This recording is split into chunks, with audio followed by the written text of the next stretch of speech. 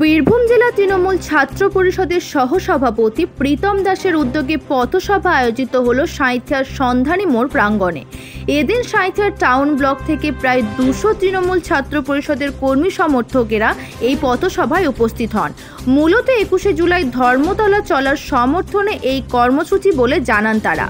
উদ্যোক্তাদের পক্ষ থেকে বীরভূম জেলা তৃণমূল ছাত্র পরিষদের সাইবার সেল সোশ্যাল মিডিয়ার কনভেনার সৌরভ দাস জানান, আমরা 21শে জুলাই বীরভূম থেকে হাজার হাজার তৃণমূল ছাত্র পরিষদের কর্মী সমর্থকেরা কলকাতার উদ্দেশ্যে রওনা দেব। নমস্কার, বীরভূম জেলা তৃণমূল ছাত্র পরিষদের সহসভাপতি প্রীতম দাস দাদার নেতৃত্বে আমাদের একটি সাঁইথিয়া সন্ধানী মোড়ে আগামী 21শে জুলাইকে সামনে রেখে একটি পথসভা আয়োজন করা হলো এবং আমরা আগামী 21শে জুলাই হাজার হাজার কর্মী সমর্থক বীরভূম জেলা থেকে আমরা যাব কলকাতার উদ্দেশ্যে এবং আমাদের এই পথসভায় প্রায় 200 থেকে 300 জন ছাত্রছাত্রী উপস্থিত। মমতা ব্যানার্জি এবং অভিষেক ব্যানার্জি